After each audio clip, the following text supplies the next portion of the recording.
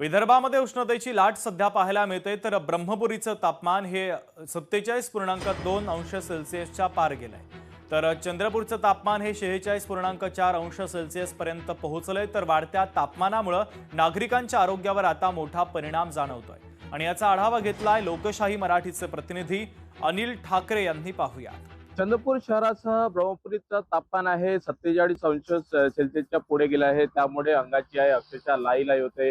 अक्षरशः दुपारी 12 ते 2 या काळामध्ये आहे संपूर्णतः रस्ते आहे ते निर्मनुष्य होत चालले आहे, कारण की शहराचं जे तापमान आहे ते खूप मोठ्या प्रमाणात वाढलेलं आहे। आणि दुसरीकडे जिल्हा प्रशासनाने देखील चंद्रपूर आणि ब्रह्मपुरी ला आहे ते ऑरेंज अलर्ट जाहीर केलेला आहे, कारण की पुढले आणखीन 4 दिवस आहे शहरामध्ये आहे तापमान आहे खूप मोठ्या प्रमाणात वाढ होत आहे। त्यामुळे जर कुणीही जर घराच्या बाहेर पडत असेल तर खूप मोठ्या प्रमाणात पाण्याचा वापर करावा आणि कानाला दुपट्टा बांधल्याशिवाय कुणीही घराबाहेर पडू नये असं देखील आवाहन करण्यात आले, कारण की असाच तापमान आहे पुढले काही दिवस असंच राहण्याची चिंता जी आहे हवामान तज्ञांनी देखील व्यक्त केलेली आहे। अनिल ठाकरे, लोकशाही मराठी, चंद्रपूर। लोकशाही मराठी ऐका, पहा, जागरूक रहा।